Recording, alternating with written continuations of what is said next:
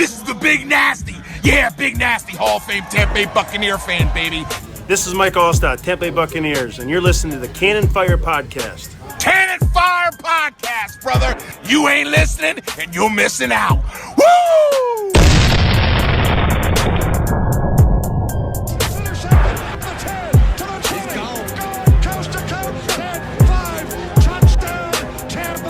To the 20, he's to the 25, we're at 30, to the 40-yard line. We could see history. 50, 40, to the 30-yard line. Run, Michael, run, Michael, run, Michael, run. Touchdown, Tampa.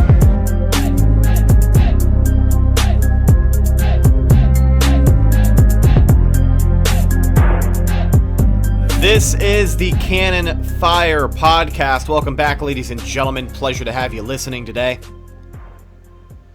We are back from our break. Granted, we didn't take a very long one, but we just couldn't wait to be back here talking to you guys again. So here we are for episode 115. Welcome back to the show. I am your host, as always, Rhett Matthew. Joined alongside me, my good buddy and co-host, the Philly Bucs fan himself, Mr. Evan Wanish. And to bring us back from our break, we have very special guest, Mr. James Hill, a.k.a. Mr. Bucs Nation, a very busy guy as of late. How is everybody doing, by the way? What have you guys been up to? Because we know that there hasn't been a whole lot of Bucs news going on.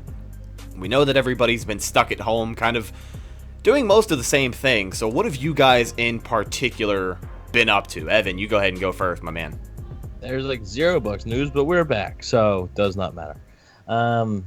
Yeah, I just been hanging out, trying to stay, as smart and safe as possible. Just don't be an idiot during these times, Make sure that, you're keeping the guidelines close and just being smart, whatever you're comfortable with. Like, if I know a lot of the country's opening right now, so whatever you're comfortable with, just do that. But here in PA, just been hanging out, like I said, I was just telling you guys before we went on here, and we're getting ready to open here soon, like in the next week or so, probably, that like my area is going to be opening some more. So just been hanging out, and hopefully I'll be able to do much more, but happy to be back, after a 2-3 week break. Heck yeah, man. What about you, James? What you been up to over there in beautiful St. Pete? Well, you said I've been busy. That's a lie. Just home, still waiting to go back to work, as all of us are. You start to hit that point where it's like you go a little stir crazy a little bit. You go, okay, I'm really getting bored here. I can only play so much Madden, and I can only watch so many YouTube videos, but that's just kind of what it's been. Still been on the public squad a little bit, so you know how we do over there. So not much, man. I mean, like you said, even the videos over on my channel, it's cut down to like once a week because there just isn't a lot to talk about right now. Yeah. I still have to make my schedule reaction video, which I've been putting off. So and that's the worst part, is that we talk about how we're just sitting here at home with not a lot to do, and everybody's like, well, you can do the podcast, and in my head I'm like, yeah, that's how it works. But I'll be honest with you, buddy, there's only so many weeks in a row I can talk about Jameis Winston going to the Saints before nobody wants to hear it anymore. And that's kind of the dilemma we find ourselves in today. But, it is what it is. So here we are. We've got a great show lined up for you guys today. I'm sure for people who are not aware, we recently just had our first ever giveaway, which ended today. And right here on the show, before it is over, we are going to announce our 3 winners for things we're going to be giving away. First prize gets a CFP prize pack, plus the signed picture of Mike Allstott, the Mike Allstott Family Foundation. Second place will get a CFP prize pack, and third place will get a pack of stickers. The brand new CFP stickers, by the way. Shout out to our friends at Pinecrest Printing and Signs for hooking us up with those. The only way you can get the new design, which is actually right here in front of me, is by buying a t-shirt. $15 a pop, 2 for $25. Give us a ring. Heck of a deal. Right? That's a pretty good deal. Right? Deal of the spring. Deal of the spring. It's our spring shootout sale. We got to clear the shelves of all the inventory. Almost summer. Get ready to bring in all the new stuff. Almost summer. The almost summer sale. When are the CFP bathing suits coming in, right? Well, those actually they were supposed to be kept under wraps until just now. I really thought that was a common understanding, but now that you've brought it up, Sorry, my bad. no, you're good, man. But the CFP signature Speedos should be out right around late June, early July, maybe. Have you looking good for the beach and the hottest time of the year? It's looking good. Right. Now, James, I had noticed that when I went into the contest description, I had interrupted you. I didn't mean to interrupt you. What were you going to say, my man? I'm fired up about something, and I'm going to make it quick. Maybe we can talk about this later. But I wanted to address this because this past week on Twitter, on Bucs Twitter, okay? Oh, always a good time. It is sometimes, but I saw a lot of people calling out Shaq Barrett, okay? To the point where they were calling him a one-year wonder and all this stuff. And I'll be honest, I don't know some of the people on Twitter who have been doing this, so I don't necessarily care to mention names. But it got to the point where Shaq Barrett himself started defending himself in some of these threads. I don't know if you guys saw that. Oh, yeah. I try to ignore it, but... It's hard to ignore, but, you know, as we brought up, when it's the only thing that's going on right now, it's hard to stay away, because it's pretty goddamn entertaining sometimes. Right, and it's pretty rare when I get fired up enough on Twitter to sound off on some stuff. You know, I usually try and stay out of it. I try and be nice. But this I'm standing up for. Don't call Shaq Barrett a one-year wonder. Don't. No more Mr. Nice Guy. First 5 minutes of the podcast, we're already coming after people. It's disrespectful. And I don't hate anybody who did it, okay? I just flat out don't agree with you. You know, don't call him a one-year wonder, okay? 19 and a half sacks in 1 year. That's stupidly incredible. Why are we nitpicking our good players now? You know? You want to know why? Because the good players on this team realized that there was an issue. All right? Now that issue is gone. Okay, so, you know, we all know the reason why Shaq Barrett is being called out. It's because a group of fans cannot handle the truth that Jameis Winston is no longer the Buccaneers quarterback. So Shaq Barrett goes on and says, you know, with Jameis, they would have been a playoff contender. With Tom Brady, they're a Super Bowl contender, and the world gets lit on fire, even more than it actually is right now. So, you know what, just, stay off Twitter, guys. Just stay off Twitter. Evan, you summed it up perfectly, and James, quite frankly, I'm glad you did bring it up. But let's also just say this when it comes to the one-year wonder claims of Mr. Shaq Barrett. This is a guy who didn't get an opportunity to start a full season until last year, and he got damn near 20 sacks. So, like, James, in the sense of what you said, what more do you want from the guy? You know what I mean? I'm sure it's easy to put the label one-year wonder on him and call it a day, but I don't know if I would agree with that. You can't put a one-year wonder label on a guy that's only played one actual season. Well, so right, now, if Shaq Barrett, let's say he sucks next season, then you can call him a one-year wonder. But right now, you're just saying, oh, he's a one-year wonder, doesn't matter. He's going to suck. Okay. I wonder what were your thoughts on him would have been if Jameis Winston was the quarterback. So just, oh my God, makes me so angry. A big thing that bothered me too was it's hypocritical in a way, because this I imagine the same people who are saying this about Shaq Barrett, which, by the way, I feel like a lot of people don't understand Shaq Barrett's whole thing about how he's literally been trying to get an opportunity to show what he can do his entire career, from freaking high school, college, and in the NFL, and he just time and time again kept on getting replaced. When they drafted Bradley Chubb right over, you know, and just picked Chubb over Barrett. And that was after they had already done the same thing with Shane Ray, and that didn't work out, and then they did it to him again. So it's just, you know, if you follow his whole career, all he has ever wanted is a starting opportunity. He finally gets it. 19 and a half sacks. He has the most sacks in franchise history in one season after his first year with us. That's awesome. And the same people who are criticizing Shaq Barrett right now, I imagine were the same people who were saying, oh, look at Jason Pierre-Paul. He got 12 and a half sacks for us in his first year. This is awesome. Why didn't you call him a one-year wonder? You know, and it just seems a little hypocritical. And I also saw some people say, you know, and I thought everybody loved sack numbers. I thought that's why we didn't like Gerald McCoy. You know? True. Well said. It's like I thought Gerald McCoy's sack numbers didn't make him good. Now we get a guy who literally leads the NFL in sacks, breaks a franchise record of a Hall of Famer, and that's not enough? Yeah. It's ridiculous to me. I personally, I even sounded off and said, I'm can't wait for Shaq to prove these people wrong, and I can't wait. I just love that we're in this part of the offseason where we're nitpicking our good players. You know what it is, James? It's basically so Gerald McCoy sack numbers, right? Right. Why does nobody bring up Ndamukong Suh's sack numbers? Because they're even less, right? It's a bias between a certain player.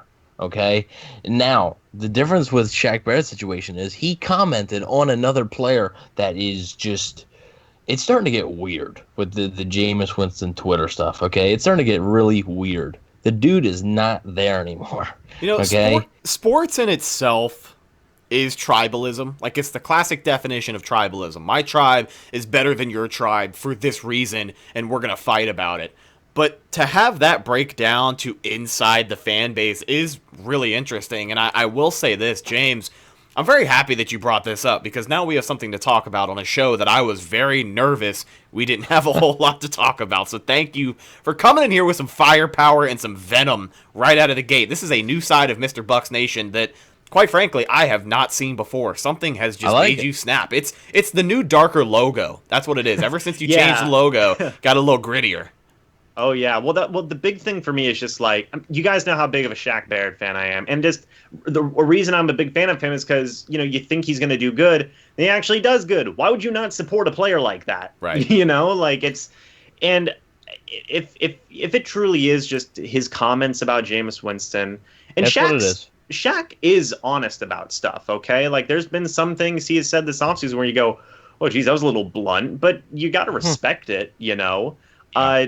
So for people to get that riled up about that is just a little ridiculous to me. Why are we nitpicking our good players? Why are we nitpicking guys who broke a franchise sack record, who, just led the NFL in sacks?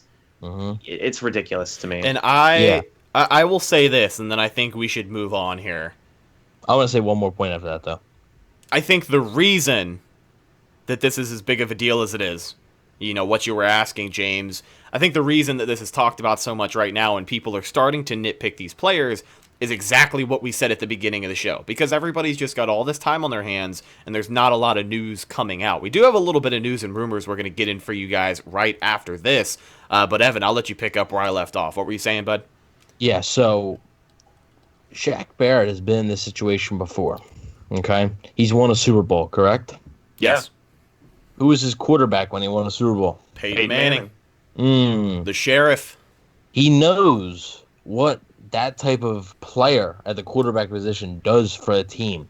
Yes, Peyton Manning was already there when Shaq Barrett entered the league in 2014. Peyton Manning was already there for, I believe, 2 seasons. But he has seen it before with his own eyes, and he's won it before with his own eyes, right? Yeah. So now he's looking at Tom Brady coming in, and Tom Brady and Peyton Manning, that was a debate for as long as time, right? When they were both playing each other in the AFC and AFC championship games and playoff games. Even down to the match just a few weeks ago. Yeah, it was entertaining. Hope Brady is better, on the football field days on the golf course. But, Shaq Barrett has seen this before, right? He knows that when he walked into Denver 2014 with Peyton Manning there, the expectation was Super Bowl. Now he's thinking the expectation in Tampa with Tom Brady should be Super Bowl.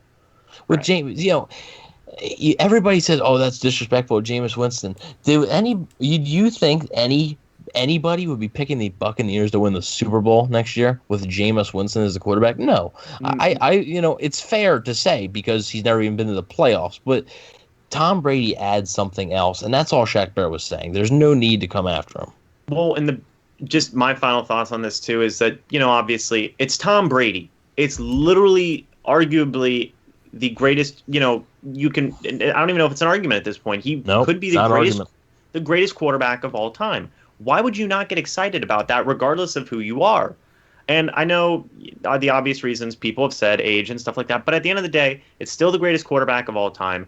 You think Super Bowl. That's not a knock on Jameis, because you can't, right now as it stands, You cannot compare Jameis Winston to Tom Brady. Nope. You can't do that. That doesn't make any sense, you know. So it's just unfair because, like, how dare he get excited? Why should he not be excited? It's the greatest quarterback of all time. Right now. Yeah, and every player has been. You know, just enjoy the fact that we're getting this publicity. Enjoy the fact that these players are excited. You know, and just they're not. Nobody's knocking Jameis. You know, we would have, for Shaq's sake, we would have been a playoff contender with Jameis Winston. That's fair. You know, but Tom Brady obviously raises the expectations. Yep. That's just how it is. And for people to get this upset about that, sign of the times of the offseason, sign of the times of everybody being bored, like you said, Rhett.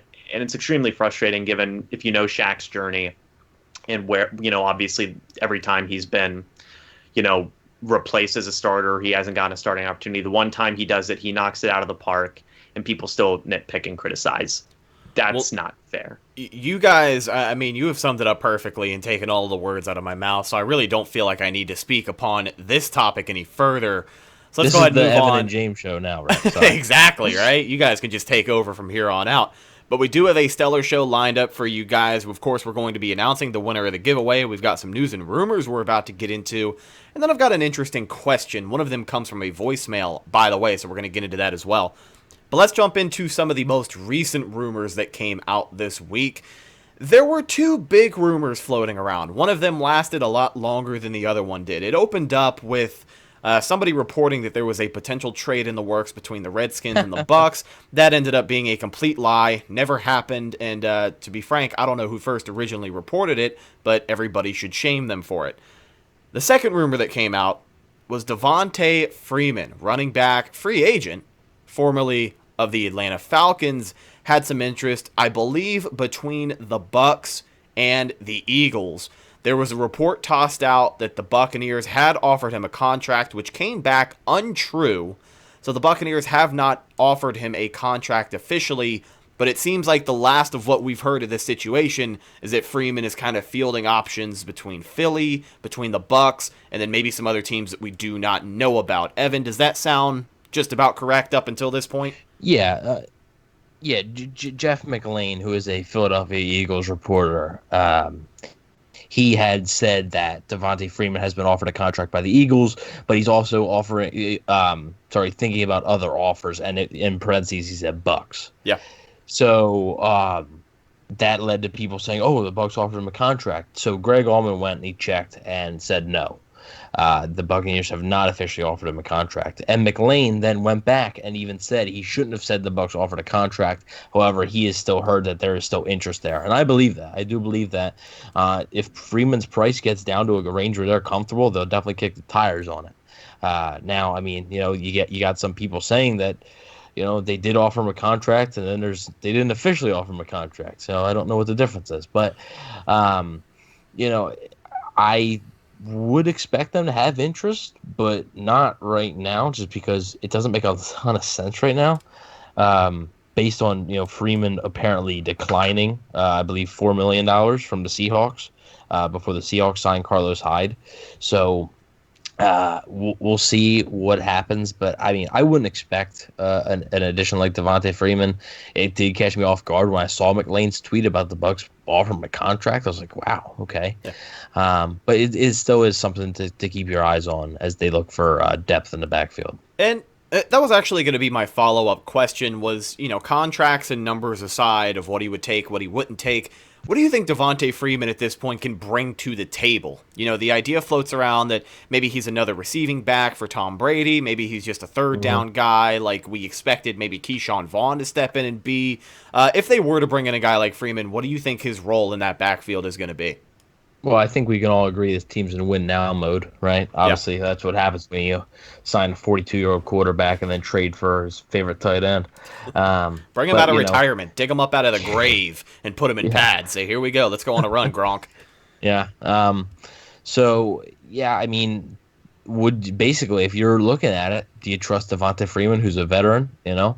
Has been in a Super Bowl, obviously against Tom Brady, and missed a key block actually, which led to a strip sack. But or do you trust the rookie from Vanderbilt?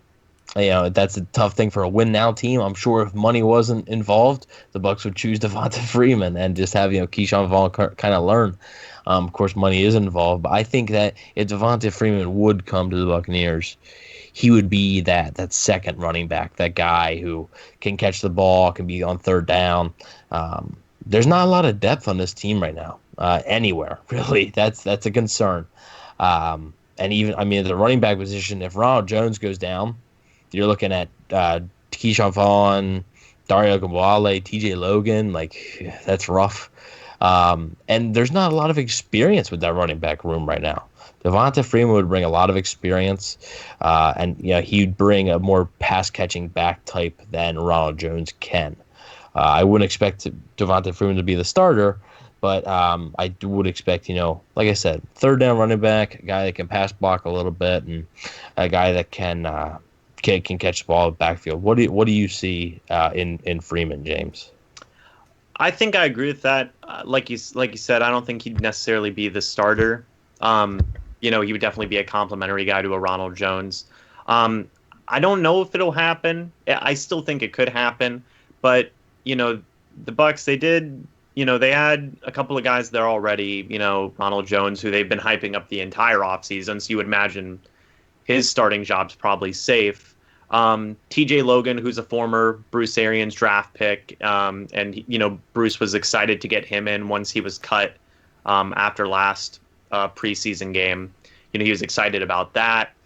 Dario Gambale, who I know a lot of people do, kind of crap on a little bit, but he was still a team captain last year, and I don't think he was necessarily terrible in the role he had, in the offense and stuff like that. He certainly could have been better, and you can improve on that, which could be a reason they bring in, Devonta Freeman.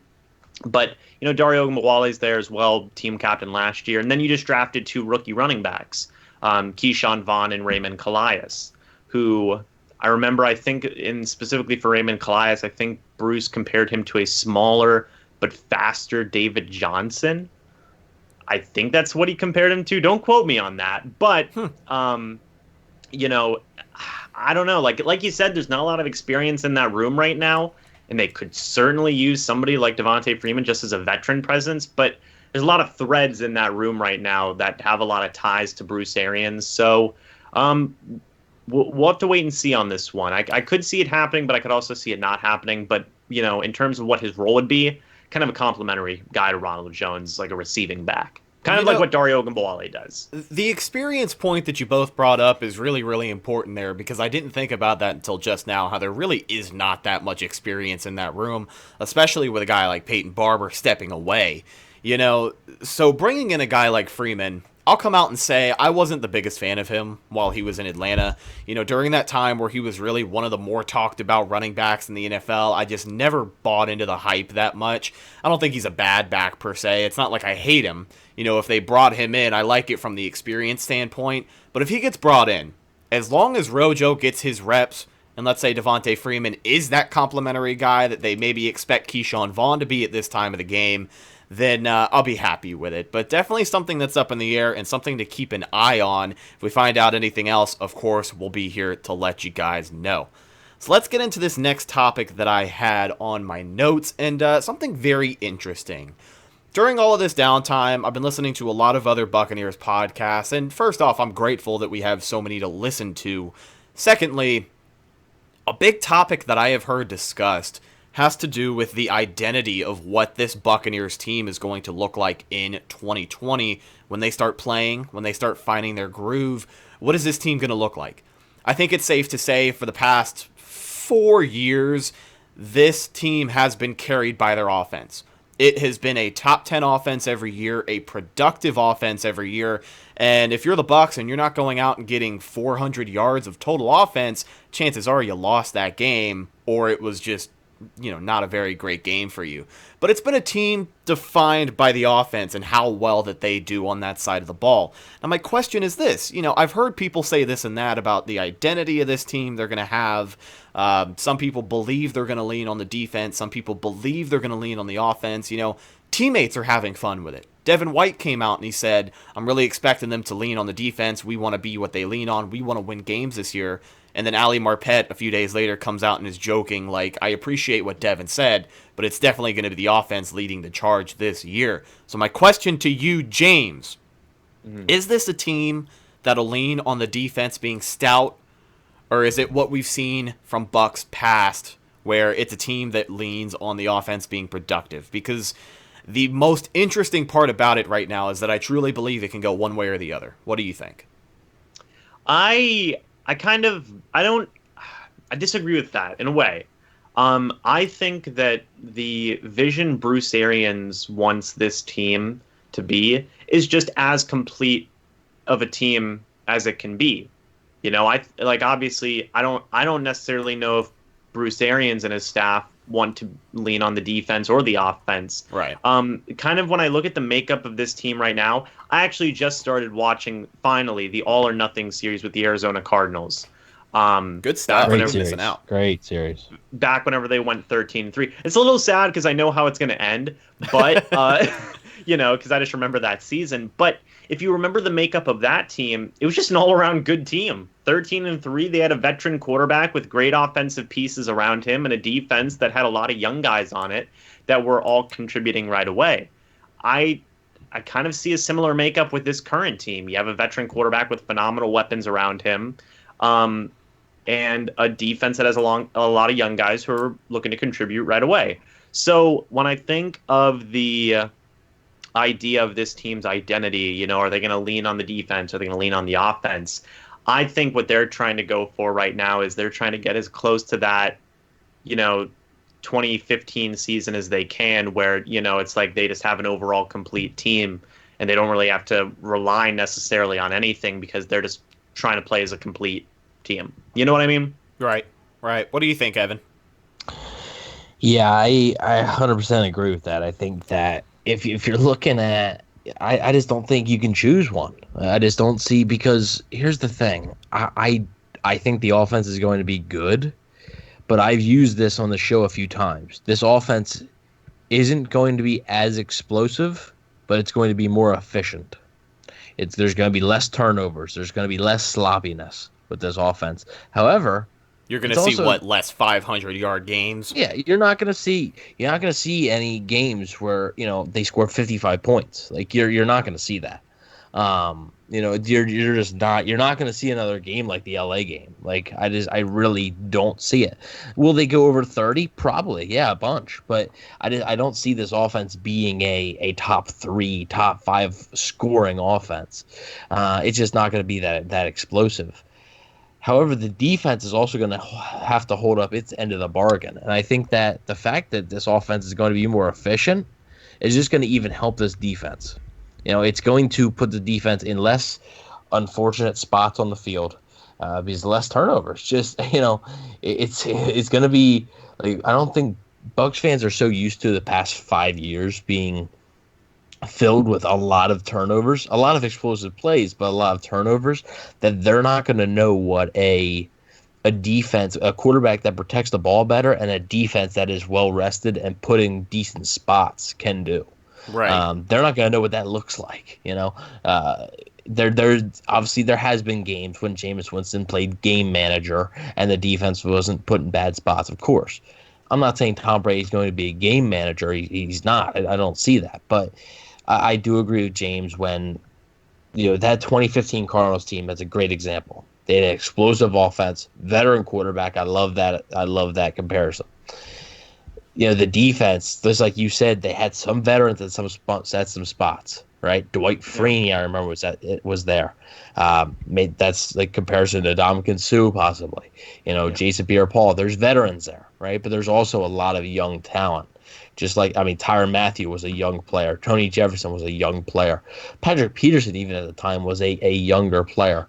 So, yes, they had a good mix on defense, and they also had an explosive offense that didn't turn the ball over a whole lot. And if you look, they scored a bunch, but the defense, when they were scoring a bunch, the defense didn't give up a whole lot. I'm looking here, and through the first 3 weeks of the 2015 Arizona Cardinals season, they scored 31 points. The defense allowed 19. It's great.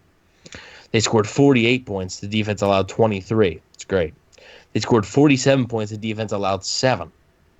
Yeah. So, I mean, the biggest thing with those Cardinals teams, why those numbers are up, turnovers. That Cardinals defense got a ton of turnovers. So what I'm trying to say here is I think they're both going to feed off of each other. I think the offense and the defense are going to feed off of each other and play off each other.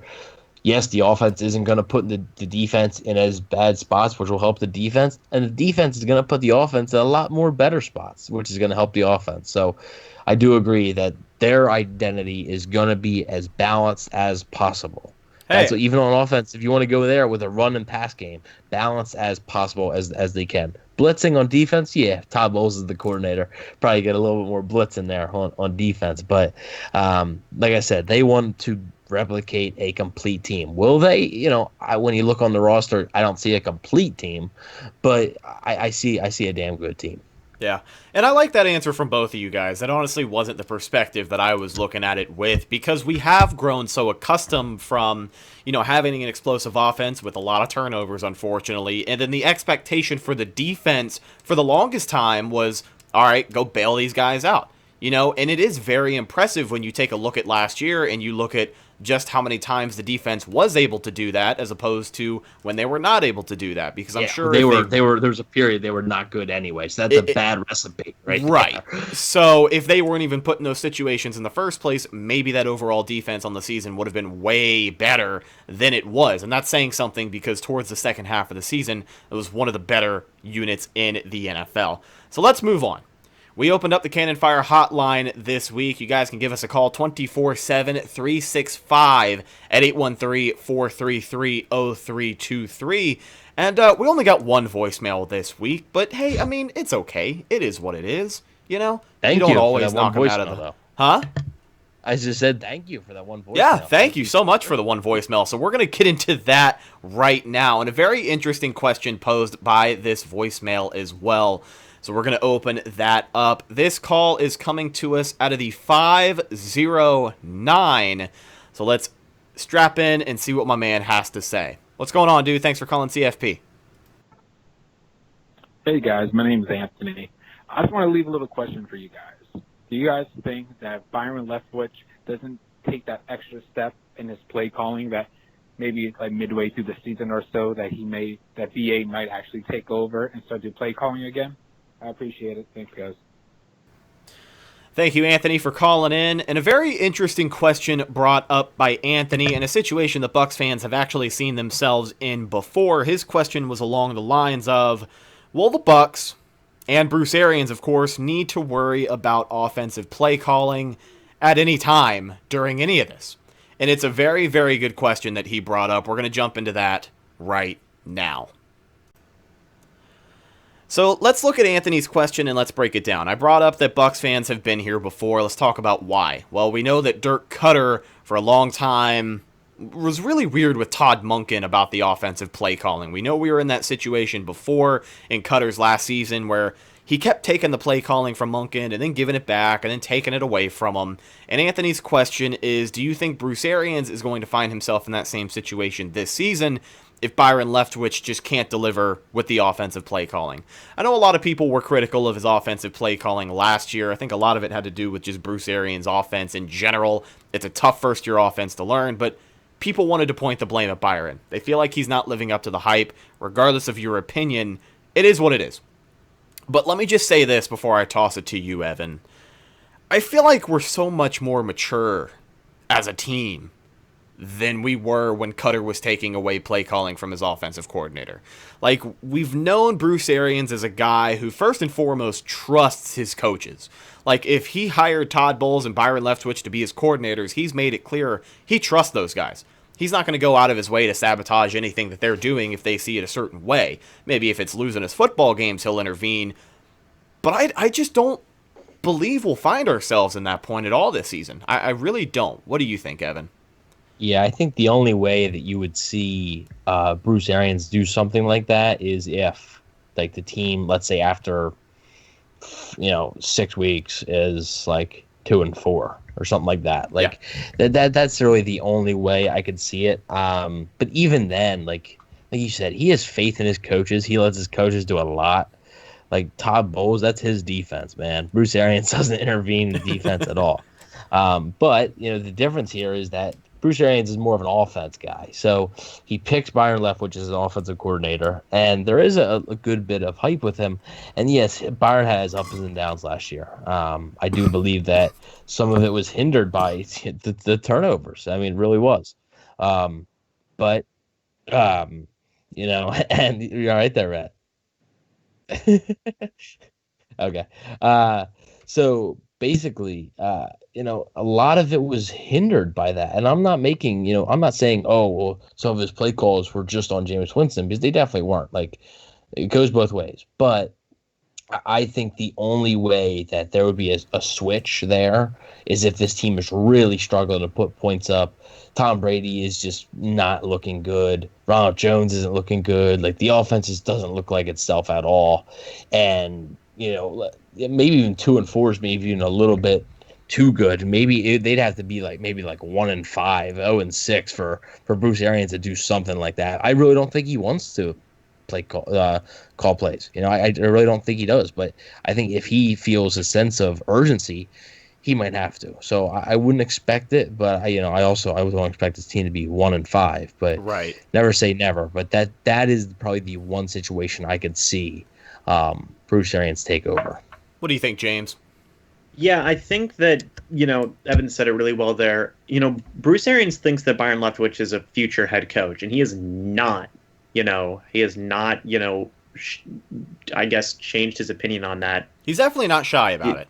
Yeah, he's not shy about it. He's not changed his opinion about this the entire time.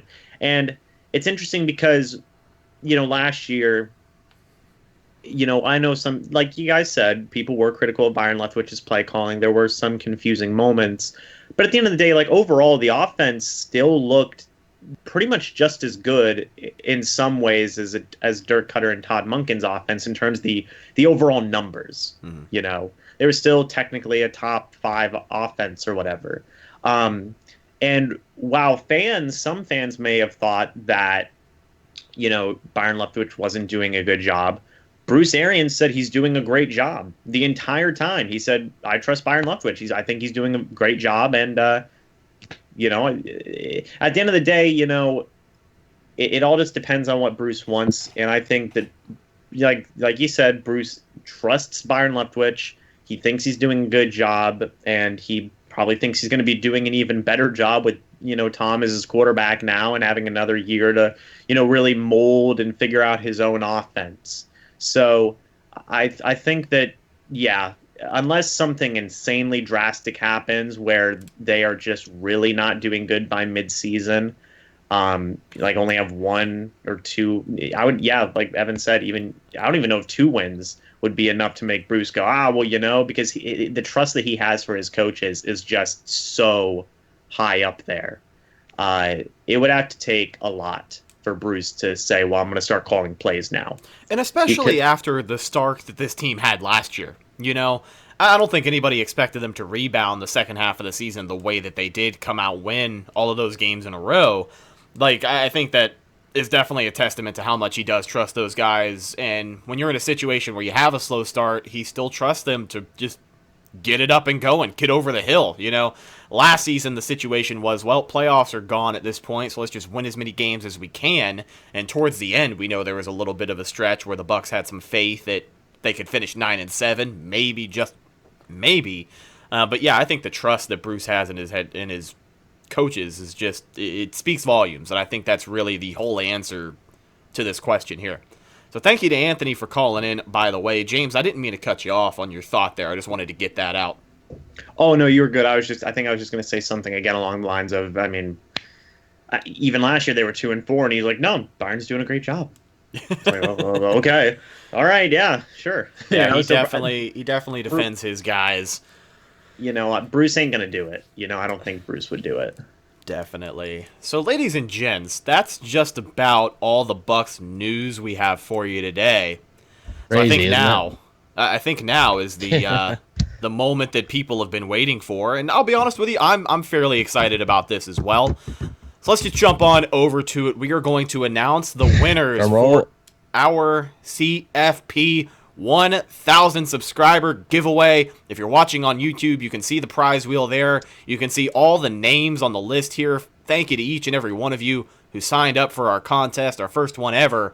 And just to make the people happy, make sure it's not rigged at all. I'm shuffling through the names. I clip shuffle maybe 7 times.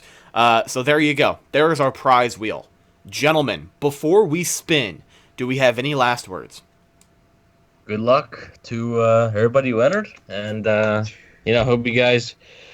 I wish that we could give a Mike Allstott photo to every single one of you guys, but unfortunately, I ain't got that many. So yeah, that's the sad thing about giveaways. There only can be one winner, and you have to give away cool stuff that you would want. Well, actually, I guess in this instance, there's 3 winners. Yeah. If you don't win, hey. Don't be mad at me. I'm sorry. So let's do it. Ladies and gentlemen, the moment is here. The spinner is in front of us, and I believe it is time. So, our first place winner of a signed Mike Allstott photo from the Mike Allstott Family Foundation, and of course a CFP prize pack. We are spinning the wheel right now. Here we go. There's a lot of names, so it's got to spin. Here we go. And our winner... We have a winner, Watson.Witness on Instagram. By the way, everything that you guys have sent me has been username based. So whatever your screen name is on Instagram or Twitter, that's what is going to be your name right here on the wheel. So Watson Witness is our winner. He doesn't even know it right now because we're recording the show ahead of time. So I will be reaching out to him. I know exactly where to reach him. Congratulations, buddy. You've just won yourself a signed Mike Allstott photo and a CFP prize pack. Now, we have 2 more winners to get to. This is our second place winner. I should have removed his name, but it is what it is. Well, if he wins again, we'll just spin it again. Yeah, it's rigged again then. So, our second place winner, this is for a CFP prize pack. This comes with a red and black t-shirt and, of course, a bunch of the limited edition new logo stickers. So here we go. For second place, spinning the wheel. Thank you for the drum roll, fellas. And our winner is...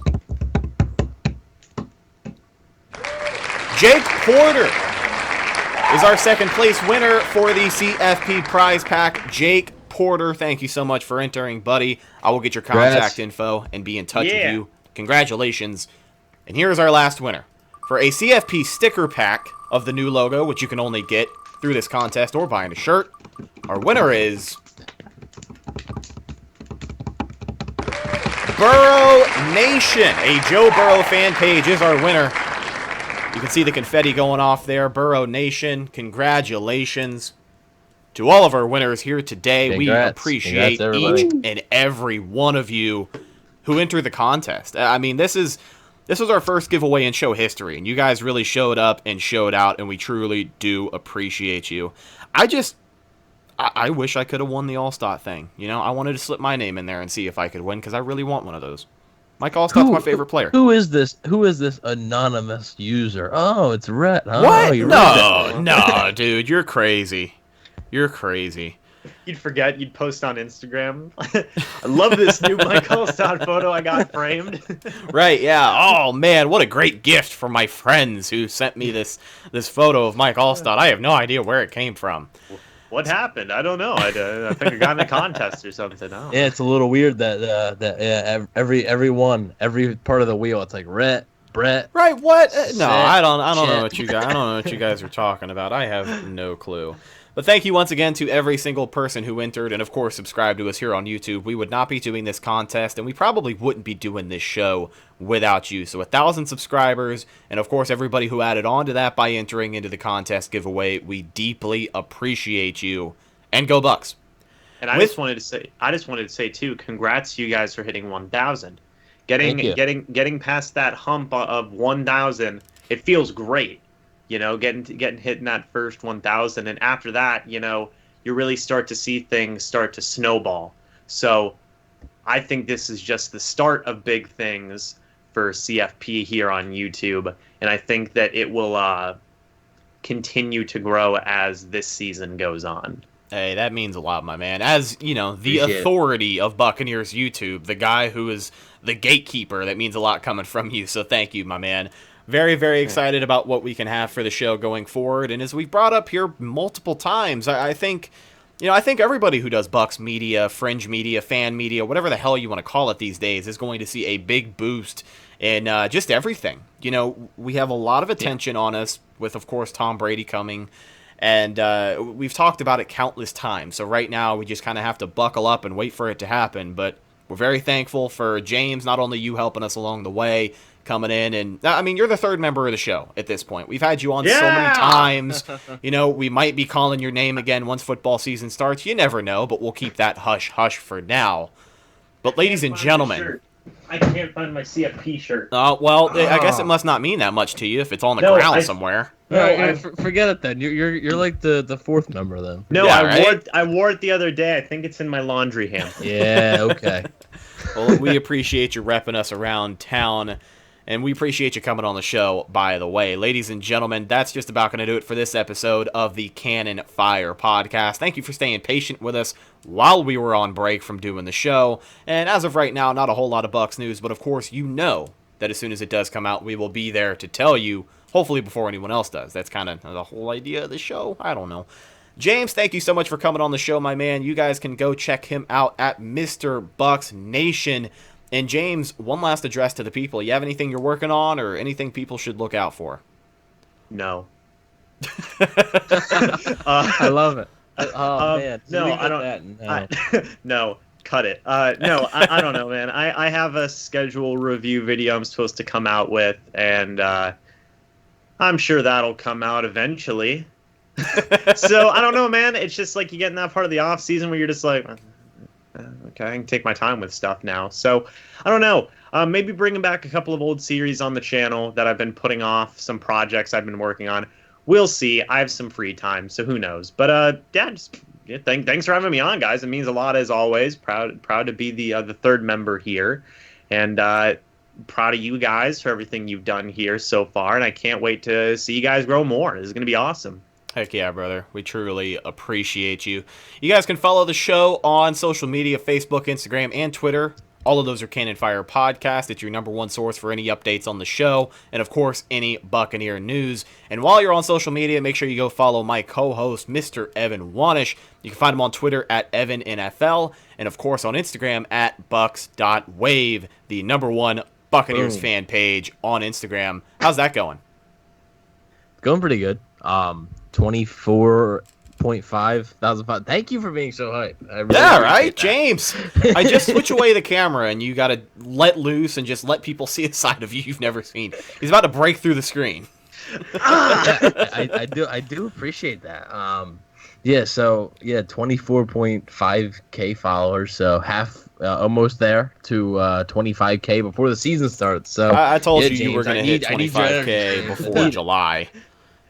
It'll happen. It'll happen in June, and then of course we'll be here talking about it. But make sure you guys go follow him. You can follow myself on social media at Redicus on Instagram and Twitter. If you follow me, I promise I will follow you back. And last but not least, before we get out of here, got to give a shout out to our special sponsors at Pinecrest Printing and Signs. We brought up those new stickers, and these guys did a phenomenal job for us on these. I gave them like 2 days notice. I said, hey, we've got this new logo. We want to take our old stickers and basically just swap the logo and the font. And they were able to knock it out of the park, just like they do with anything. Any branding that you have, Pinecrest Printing is going to be on top of it. You can give them a call at 813-684-5444, or you can check out their website at pinecrestprinting.com. They are located in Brandon and have been helping out the Tampa Bay business community since 2001. James, you're killing me, dude. Pinecrest needs to hire him. Right? The official hype man. Oh my God. I'm trying so hard to do my read. I'm locking in on one thing on my wall, and I see you out of the corner of my eye going nuts. I always get hyped about the Pinecrest printing plugs, man. Hey, you got it, bro. It's the best part of the show. It's why people tune in. So if you're still listening at this point, make sure you go check out Pinecrest Printing and Signs. They're going to help you with anything branding that you need, from stickers to business cards, apparel, to even big projects like signs, metal signs, building signs, and vehicle wraps. They have got you covered all under one roof. One last time, the number is 813-684-5444, and the website is pinecrestprinting.com. I am Rhett Matthew, signing off from my co-host Evan Wanish and very special guest James Hill. We appreciate you guys listening to the show, and of course, we'll catch you next time. Go Bucs!